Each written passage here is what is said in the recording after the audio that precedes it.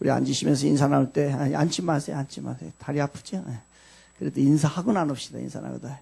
행복한 부활절입니다. 인사하는 겁니다. 시작. 행복한 부활절입니다. 행복한 부활절입니다. 예. 3번 한 사람만 앉으세요. 3번 한 사람만. 3번 한 사람만. 예. 우리 아이들 찬양 너무 잘했지요? 예. 1부는 우리 아이들과 함께하고 아동부와 함께하고 2부는 또 학생들이 또 찬양을 합니다. 우리 청지기 교회가 소망이 있어요. 이렇게 우리 아이들이 이렇게 하나님을 찬양하고 믿음으로 자라는 거 보면은 참 소망이 있고요. 이렇게 된 이 모습을 그대로 필리핀에 가져가려고 그러는 거예요. 그래서 거기에서 수많은 사람들 앞에 하나님을 찬양하고 그렇게 하려고 하는 거예요. 그래서 그 일을 위해서 가서 밥도 해야 되고 페인트도 칠해야 되고 청소도 해야 되고 도와줘야 되는 어른이 필요해요? 안 필요해요? 예, 필요해요. 그래서 이번에 내년 1월 달이니까요. 명절 때니까 이번 추석에는 가서 정성을 다해서 시부모님 또 친가를 잘 도우세요. 그리고 내년에는 죄송합니다. 내년 제가 필리핀에 좀 다녀와야 되기 때문에 못 갑니다. 라고 미리 얘기해서 그렇게 스케줄 좀 다 잡으세요. 100명이 안 되면 안 갑니다. 다 취소해 버립니다. 예, 안 갈 사람만 손들어요. 안 갈 사람 손들어요. 안 갈 사람만 손들으라니까. 예, 나머지 다 됐으니까 목사님 여기에 있는 사람들 다 100만 원씩 내야 되니까 못 가도 괜찮아요. 여기 있는 사람 못 가도 괜찮은데 100만 원 내야 돼. 비행기값 100만 원 내야 돼. 예, 빨리 손들어요. 필리핀에 못 가는 사람은 2발을 들으세요. 예, 다 가는 걸로 해서 100만 원 하겠습니다. 우리 주일학교 너무 했었어요. 너무 했었고, 너무 감사하고. 그래서 저녁에, 이 주일학교 부장님이 허상국 집사님 일어나 보세요. 예, 저분이, 일어나요. 예, 저분이 부장선생님입니다. 왜 일어나라고 했겠어요? 예? 저녁에 애들 어떡하라고요? 예, 맛있는 거 사시라고요. 예, 우리 부장선생님이 맛있는 거 아이들 잘 대접해 주셨으면 감사하겠습니다. 우리 애쓰는 선생님들과 우리 자녀들에게 다시 한번 격려의 박수 한번 보내드리겠습니다. 우리 영상 하나 보고 가까이 영상 하나 보고. 유니폼을 잡아서 시dom을 하듯이 너도 이해로 선수가 페널티골을 줬던 상황. 골표가 움직이려면 시간이 더 걸리고 안정환 이것을 하면 안 돼요. 자 빨리 잊어버려야죠. 네네. 많이 따라왔다가 됐습니다. 여기까지만 보겠습니다. 2002년입니다. 우리나라 국민들을 열광시켰던, 세계를 열광시켰던 2002년 월드컵입니다. 2002년 월드컵 저 경기가 8강전입니다. 8강전에 이탈리아와의 경기에서 전반전에 이 안정환이가 골을 넣었어야 되는데 이 페널티킥을 못 넣게 됩니다.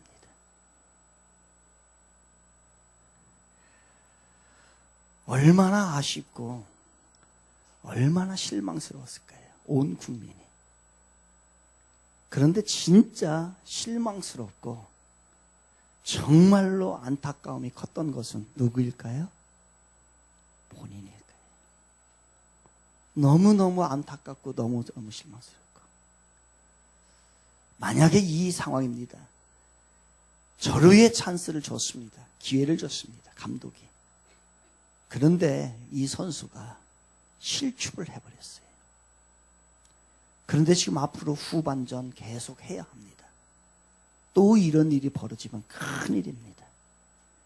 여기에서 만약에 여러분이 감독이라고 한다면 안정환 선수를 계속 투입을 해야 될까요? 아니면 더 좋은 선수로 교체를 해야 할까요? 여러분 같으면 어떻게 하겠습니까?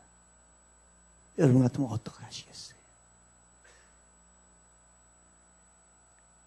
위축되어 있고 이제 플레이를 더 못할 겁니다. 안정환 선수는. 그래서 교체를 하는 것이 좋을지 아니면 계속된 기회를 주는 것이 좋을지 전부터 다시 보도록 하겠습니다. 유니폼을 잡아서 씨름을 하듯이 너무 이에로 선수가 페널티골을 줬던 상황. 골프가 움직이려면 시간이 더 걸리고 안정환 쳐냅니다. 이것을 하면 안 돼요. 자, 빨리 잊어버려야죠. 네네. 아하. 많이 따라왔다가 이천수 좋습니다. 안정환 피하고 벗어나기 직전 이태리 다시 한국에 들어오인 선수도 경기 뒤로 흐른 볼. 황선홍. 자 안정환이 따라갑니다. 뒤로 줬고요. 그렇죠. 대단히 상대가 점프를 위협적이었고 했을 때 네. 지능적으로 벽을 통과하면 그때까지는 골키퍼. 이영표에게 문전으로 올릴 그렇죠. 필요가 올린다. 안정환 헤딩 한국이 8강에 진출했습니다. 아파요. 네, 잘 손실이군요. 이 당시 감독은 히딩크 감독입니다. 히딩크 감독은 그를 빼지 않고 끝까지 기용을 합니다. 히딩크 감독은 격려를 했죠. 정환아, 너는 할 수 있어. 용기를 내라. 라고 하며 안정환 선수를 격려를 하고 힘을 주었습니다. 이게 연장 후반 12분에 있었던 일입니다. 그 12분에 헤딩골로 드라마와 같은 골을 하나 넣어서 우리나라가 2대1로 이기게 됩니다. 만약에 여기서 안정환이가 교체가 되고 골을 넣지 못했더라고 한다면 많은 명예와 여러 가지 면에서 보상을 받지 못하고 실추가 됐을 겁니다. 그런데 자신의 명예를 회복할 수 있는 제2의 기회를 붙잡았던 거죠. 아니, 히딩크 감독이 기회를 준 겁니다. 미국 뉴욕의 트리니티 침례교회의 목사인 고든 맥도날드 목사님이 쓴 무너진 세계를 재건하라 라는 책의 서론 부분에 나오는 이야기입니다. 어렸을 때 나는 부모님이 소중히 여기시는 램프를 떨어뜨린 적이 있었는데 바닥에 부딪힐 때 세라믹으로 된 몸체 한쪽에 그만 금이 가고 말았다. 그때 방 안에 혼자 있었기에 나는 램프를 다시 올려놓고는 금감대가 보이지 않게 슬쩍 돌려놓았다. 그것은 며칠 동안 그대로 놓여 있었고 나는 아침에 일어날 때마다 오늘이야말로 부모님이 램프가 깨어진 것을 발견하신고는 나에게 불같이 화를 내시겠구나 하는 두려움에 휩싸이곤 했다. 부모님들이 램프에 가까이 가실 적마다 나는 몸이 얼어붙는 것과 같은 느낌이었다. 깨진 것을 발견하셨을 때 그분들이 보이실 반응을 생각하면 너무나도 두려웠다. 시간이 지날수록 그 두려움은 점점 더 심해졌다. 드디어 그날이 왔다. 어머니께서 램프에 먼지를 털다 금을 발견하셨다. 내가 그랬니? 나는 네 라고 겨우 대답을 하고 모든 것을 정직하게 말씀드렸다. 어머니는 아무 말씀도 없으셨다. 그것을 부엌으로 가져가셔서 갈라진 부분을 접착제로 붙였을 뿐이다. 램프는 다시 단단히 붙었고 몇 시간이 지나 마르자 다시 테이블로 돌아올 수 있었다. 금간 자국은 항상 보였으나 분명 램프는 다시 회복된 것이다. 그리고 몇 년 동안 재구시를 다했다. 무너진 세계는 언제나 금간 자국을 가지고 있어. 우리로 하여금 과거를 떠올리게 만든다. 그것은 어쩔 수 없는 현실이다. 그러나 하나님의 은혜는 어머니가 램프에 사용하셨던 접착제와 같은 것이어서 다시 붙은 부분을 때로는 원래보다 더 견고하게 붙여준다. 무너진 세계를 재건하라라고 하는 책에 나오는 얘기입니다. 하나 이야기 더 하죠. 영국에서 있었던 일입니다. 두 형제는 너무너무나 가난했습니다. 부모님이 돌아가셨기 때문에. 그래서 그 두 형제는 서로를 의지하며 목장에서 일을 했습니다. 너무너무 배가 고팠어요. 그래서 두 형제는 양을 한 마리 훔칩니다. 양을 한 마리 훔쳐서 한번 배 터지게 한번 먹고 싶은 것이 그들의 소원이었기 때문에 그렇습니다. 얼마 지나지 않아서 양을 훔친 것이 발각이 되었네요. 주인은 너무너무 화가 났죠. 양은 비싼 거니까요. 두 형제가 발각이 돼서 두 형제를 끌고 왔습니다. 저희들이 그랬지? 어쩔 수 없이 얘기를 합니다. 예, 저희들이 그랬습니다. 이놈들 하면 너희들은 양 도둑놈들이야. 그래서 sheep steal, 양을 도둑질한 놈이야 라고 해서 이마에다가 인두를 가지고 S자를 거버렸습니다. S자 여기다 써버렸어요. 너무너무 수치스러운 마크죠. 이마에 S자. 형이 그 동네에서 살 수가 없었습니다. 창피해서.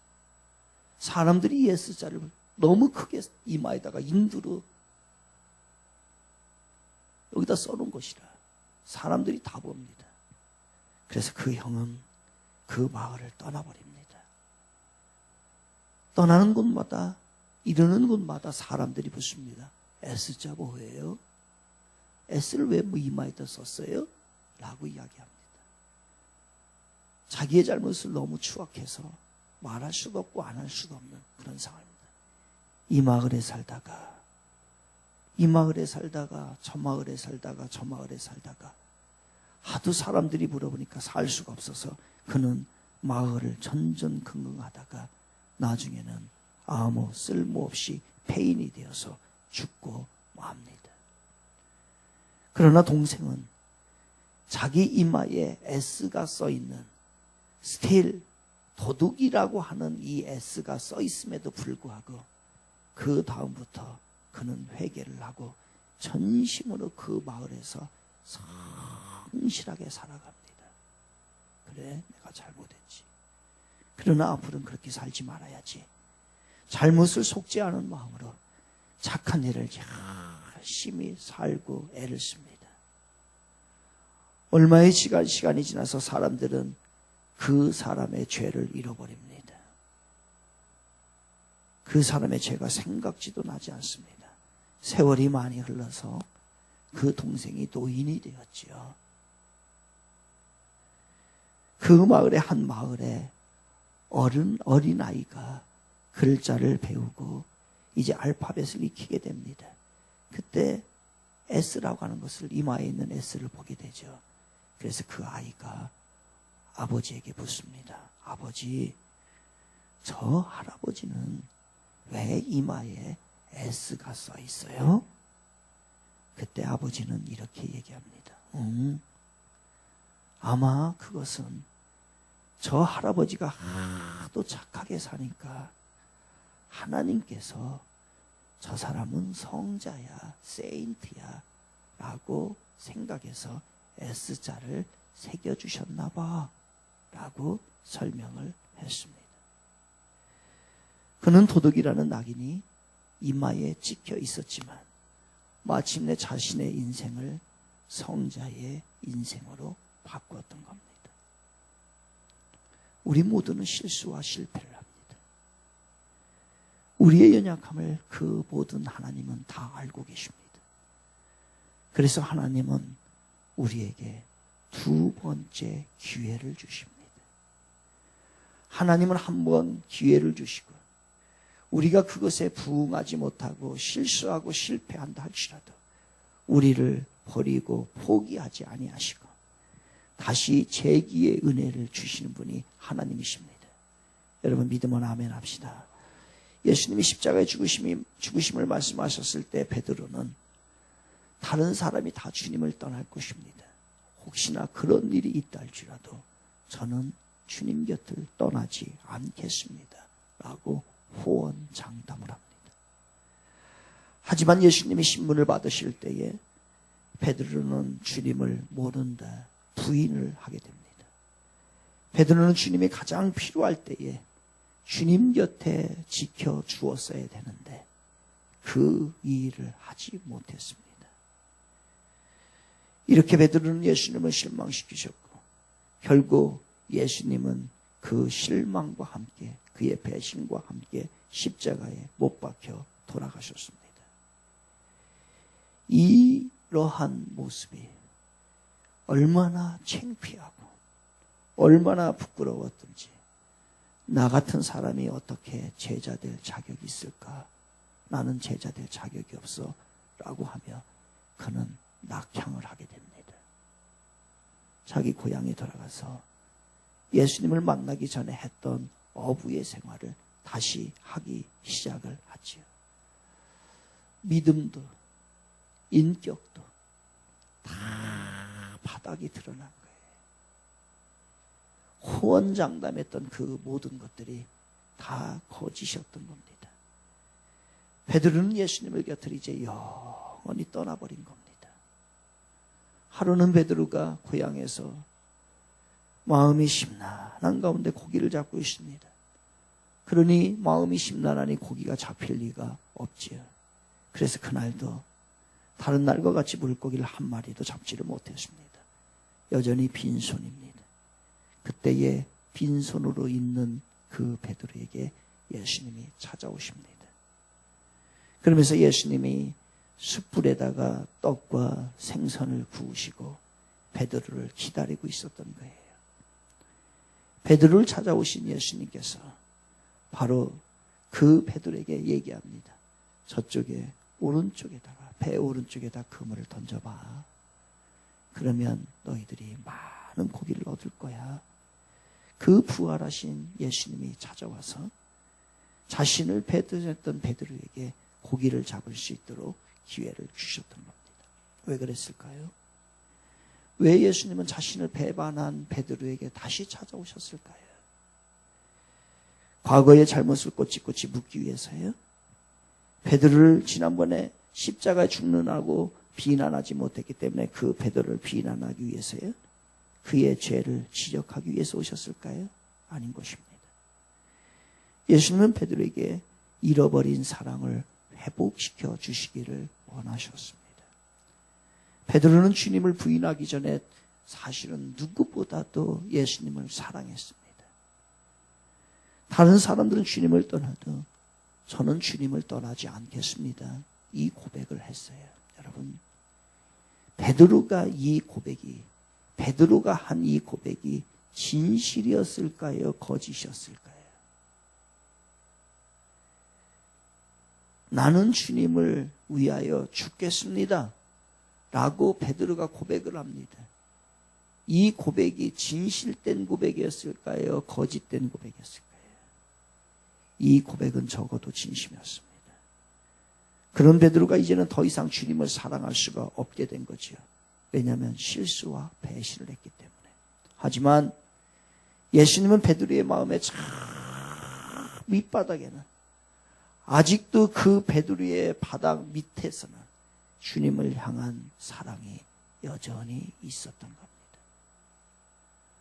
그 부활하신 주님이 저 밑바닥에 너무너무나 가라앉아서 마치 없는 것과 같았던 그 사랑을 주님이 다시 찾아오셔서 꺼내시기 시작합니다.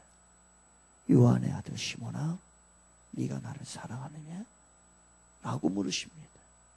얼떨결에 대답을 했어요. 예, 주님 사랑합니다. 또 한 번 물으십니다. 요한의 아들 시몬아, 네가 나를 사랑하느냐? 두 번째도 정신없이 우왕좌왕하다가 예, 주님 사랑합니다. 라고 대답합니다. 여전히 그 마음이 처음 밑바닥에 있는 사랑이 아직도 올라오지 않은 것을 주님이 알게 됩니다. 그래서 다시 한번 묻지요. 요한의 아들 시몬아, 네가 나를 사랑하느냐? 그 세 번의 질문, 한 번, 두 번, 세 번의 질문을 했을 때 그 전에 내가 주님을 사랑합니다. 다른 사람은 다 버려도 내가 주님을 떠나지 않겠습니다. 라고 했던 그 가라앉아 있었던 그 사랑이, 배신과 실수 가운데 가라앉아 있었던 그 사랑이 다시 밑바닥으로부터 올라오기 시작을 합니다. 바로 그때에 베드로의 식었던 사랑이 다시 회복이 되기 시작했던 겁니다. 여러분, 우리도 주님에 대한 사랑이 식어질 때가 있어요. 우리도 있습니다. 항상 뜨거운 게 아니에요. 먹고 살기 힘들지요. 이때에 주님에 대한 사랑이 식어집니다. 육신이 지쳐버립니다. 사람과의 관계가 깨져버립니다. 신앙 때문에 가족들과 부딪힙니다. 정말로 화가 나기도 합니다. 잠시 세상의 걱정에 깊이 빠져듭니다. 이런 경우 우리는 주님에 대한 사랑이 식어집니다.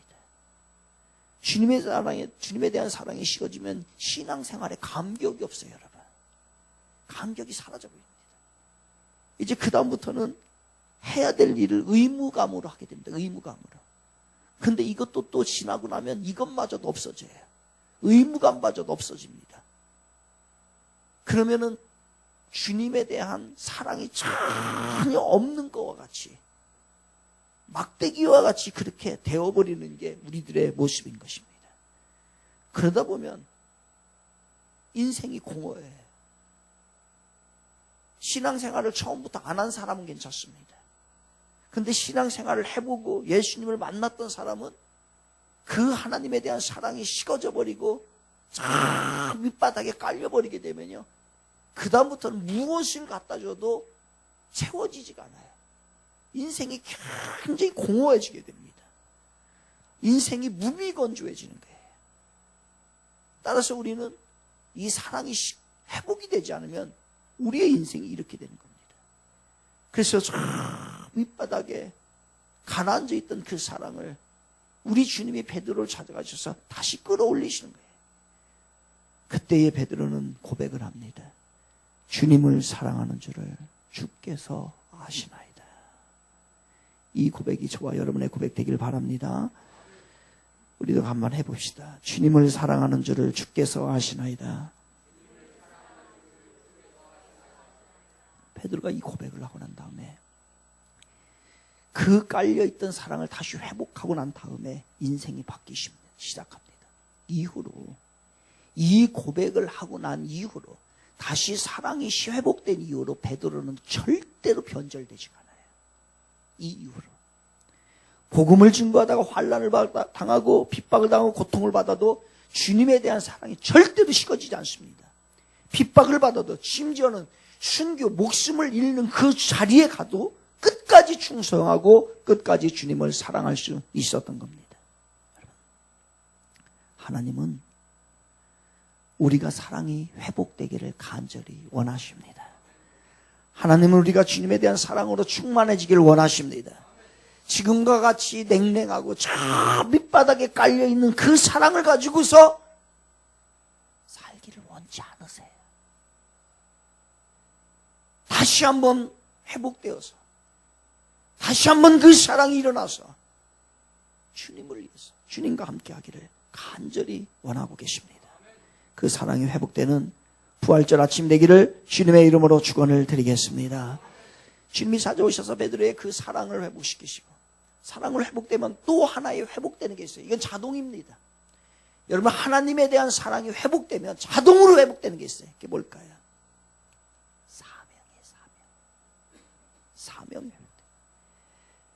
베드로는 주님의 제자로서 사명을 받았으나 죄를 짓고 주님에 대한 사랑을 다 잃어버리고 나니까 이 사명이 무엇인지도 모르고 다시 어부의 생활로 돌아가게 되는 겁니다. 이렇습니다, 우리가.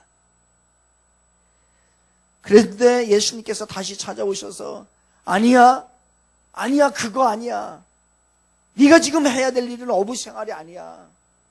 해야 될 일이 있어. 라고 하면서 다시 사명을 회복시켜 주십니다. 그래서 사도행전에 보게 되면 예수님이 다시 베드로에게 찾아와셨어요.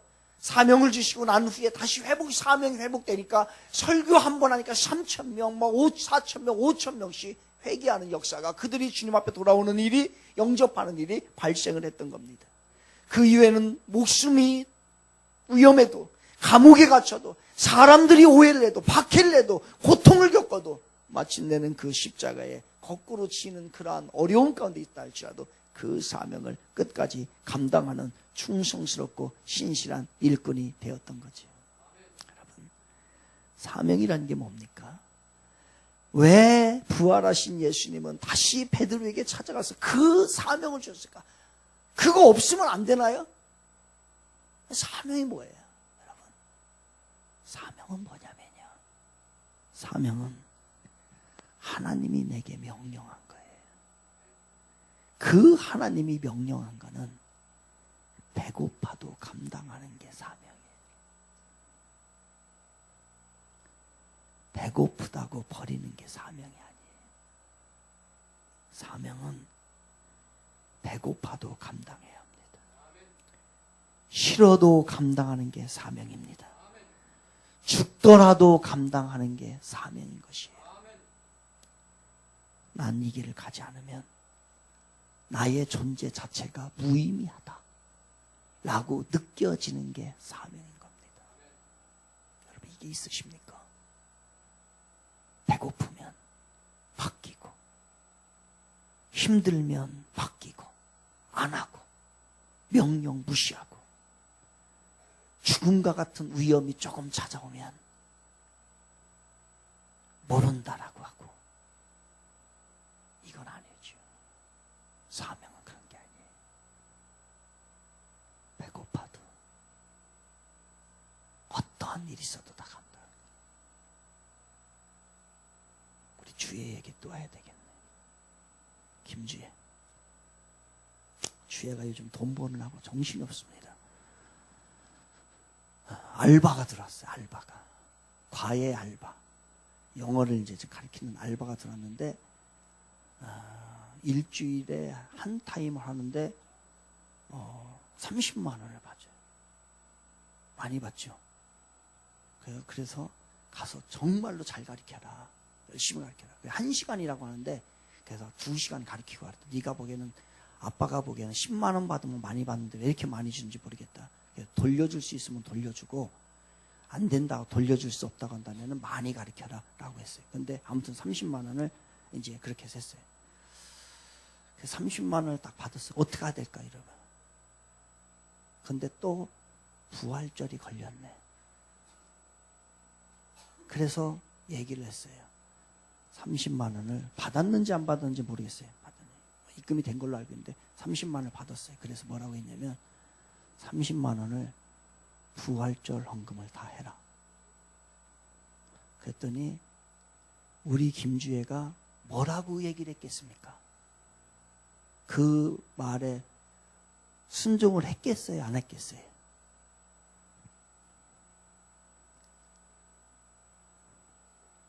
하는 얘기가, 아빠, 내 교회가 어렵니? 교회가 어려워서 지금 헌금을 걷어야 되느냐 이거예요.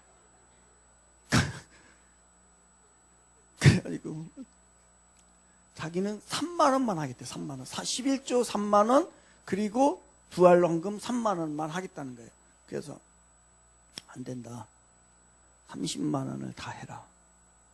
그랬더니 얘기하는 거예요. 지난번에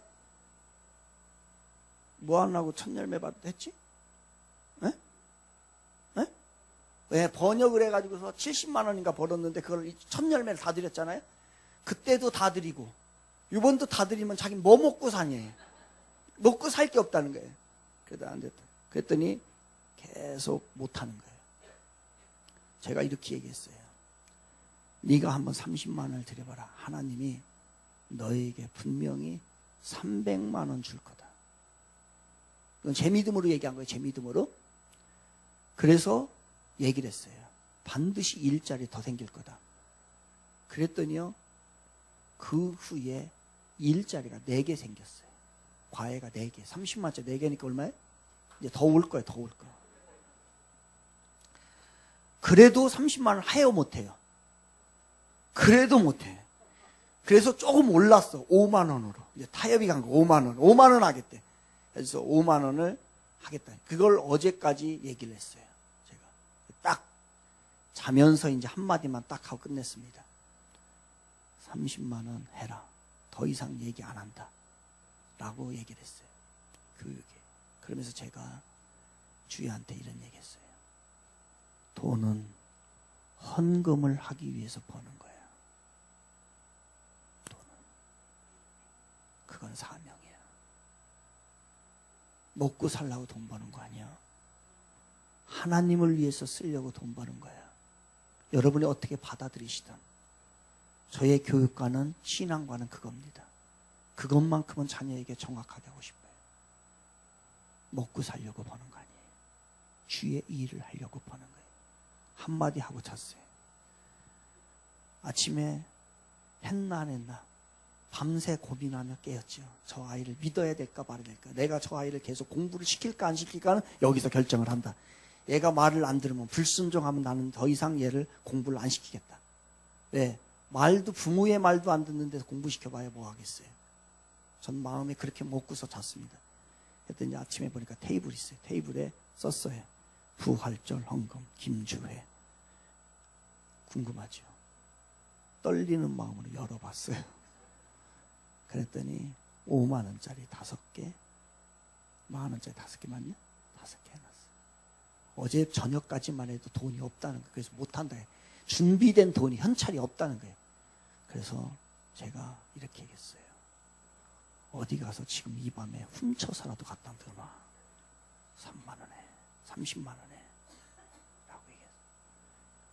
지갑 확인해 보세요. 주애가 훔쳐갔을 수 있어요. 여러분, 사명은 배고파도 하는 거예요.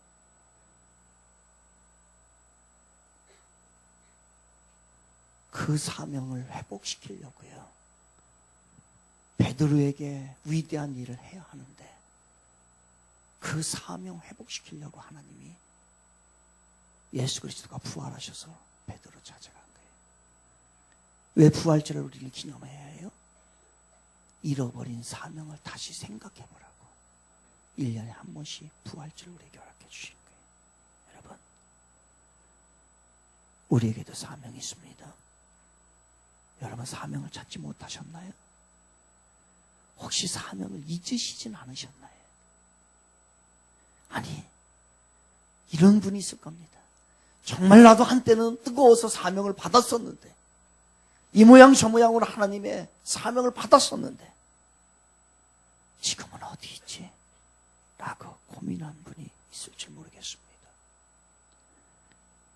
부활의 주님을 만나시고 잊어버린 사명, 여러분이 버렸던 그 사명을 다시 되찾아와 주의 사명 감당하는 우리 사랑하는 청주의 성도들 모두 되시기를 주님의 이름으로 부탁을 드리겠습니다.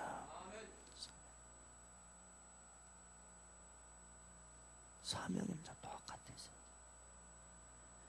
예수님께서는 베드로에게 사랑을 회복시켜 주시고 그리고 사명을 회복시켜 주시고, 여러분, 사랑이 회복이 되고요, 사명이 회복이 되잖아요. 그 다음에 회복이 되는 게 있습니다. 뭔지 아십니까? 열정입니다. 열정. 아니요, 사실은 이 세 가지는 동시에 일어나는 사건이에요. 사랑과 사명과 열정은요, 주님을, 부활하신 주님을 다시 진심으로 만날 때 우리 안에 반드시 동시에 회복되는 일입니다. 예수님께서 하늘에 승천하시면서 예루살렘을 떠나지 말고 성령을 기다리라고 했어요. 그래서 이 말씀을 듣고서 이 제자들은 마가의 다락방에서 모였습니다. 뜨겁게 기도했어요. 그랬더니 열흘 만에 정말 성령이 그들에게 뜨겁게 임하게 됩니다. 그때서야 베드로의 마음이 차가웠던 그 베드로의 가슴 속에 성령의 능력을 덧입게 되고 가슴이 뜨거워지기 시작합니다. 이제 죽음도 불사하고 사명을 감당할 수 있는 이 에너지가, 힘이 생겨났던 것이죠. 그래서 그 열정을 가지고 전도하러 갑니다. 그래서 그 짧은 시간에 베드로는 수많은 사람들에게 복음을 전했고 수많은 환자를 고쳤고, 그리고 죽어가는 그 수많은 영혼들에게 주의 사랑을 전하고 회복시키고 죽는 날까지 하나님을 향한 그 충성과 순종으로 그의 생애를 마무리할 수 있었다는 거죠. 여러분, 이 부활절 아침에 여러분, 주님을 향한 그 열정이 진심으로 회복되기를 주님의 이름으로 축원을 드리겠습니다. 열정이 없으면 못해.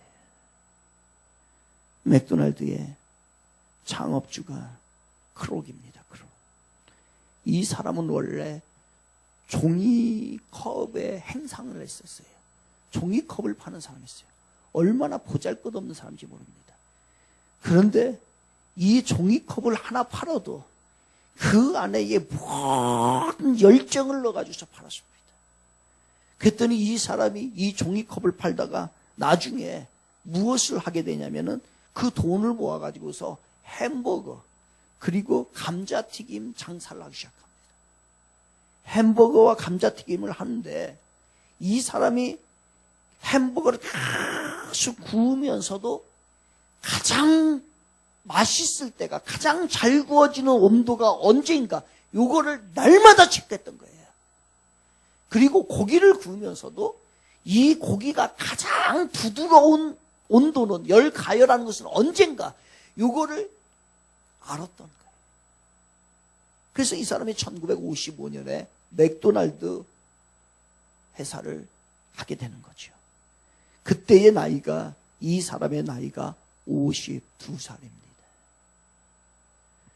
지금은 300에서 400조에 이르는 매출입니다. 전 세계 맥도날드가 안 간 곳이 없고요. 한 2만 5천 매장을 가지고 있습니다. 물었습니다. 중년의 고개를 넘어 창업을 한 그 성공의 비결이 무엇입니까? 라고 크록 맥도날드 사장에게 물어봤을 때 그의 경영 철학은 두 가지를 이야기합니다. 첫 번째는 열정이고 두 번째는 경험입니다. 크록 회장은 직원들에게 사업가에게 가장 필요한 것은 박사 학위가 아니라 열정이다. 음식을 직접 만들고 배달하는 사람만이 회사의 주역이 될 수 있다라고 얘기를 합니다. 열정과 경험입니다. 그래서 지금도 그 회사는 열정을 가진 사람을 사용을 하고 그리고 경험을 가지고 있는 사람을 사용한답니다. 프레드 터너가 회장입니다. 이 회장님은 바로 창업주 밑에서 빵을 굽던 사람이 회장이 됐습니다. 그리고 에드렌시라고 하는 사장이 있습니다. 이 사장님은 배달을 했던 사람입니다. 그러나 크록 창업자를 비롯해서 회장의 사장의 모든 사람에 이르기까지 공통점이 하나 있다 한다면 그것은 열정이라는 거예요. 열정 없는 사람은 아무리 많은 걸 가졌어도 아무리 많이 뛰어나도 사용이 안 됩니다. 바울이 주님에 대한 열정이 있었어요. 이 열정으로 주의 사명 감당했던 겁니다. 베드로도 부활하신 주님을 만나고 열정적인 복음의 사람이 되었던 거죠. 오늘 이 아침에 부활절 이 아침에 여러분의 식어진 열정이 주님을 만나 회복되기를 간절히 바랍니다. 사람은 누구나 한번 넘어질 수 있습니다. 믿음이 넘어지면 사랑도 잃고 사명도 잃고 열정도 잃어버립니다. 이렇게 넘어졌다가 아예 못 일어나는 사람을 많이 봤습니다. 그러나 어떤 사람들은 일어납니다. 바로 하나님의 회복의 은총이 그에게 임하면 일어납니다. 그 회복의 은총은 누구에게 줄까요? 누구에게 줄까요? 바로 회개하고 주님 앞에 돌아오는 자에게만 줍니다. 그래서 시편 51편 17절에서는 하나님께서 구하는 것은 상한 심령이라고 얘기합니다. 주님, 제 마음이 괴롭습니다. 저를 용서하시고 저를 치료해 주세요. 이렇게 주 앞에 회개하는 자를 하나님은 은총을 주시고 그리고 다시 사랑과 사명과 열정을 회복시켜 주십니다. 성령의 인도함을 받고 주님 앞에 철저히 회개하여 잃어버린 주의 은혜를 회복해가는 사랑하는 성도님들 모두 되시기를 주님의 이름으로 축원을 드리겠습니다. 우리 다 같이 일어나셔서 우리 자녀들과 함께 다 일어나셨어요. 우리 찬양으로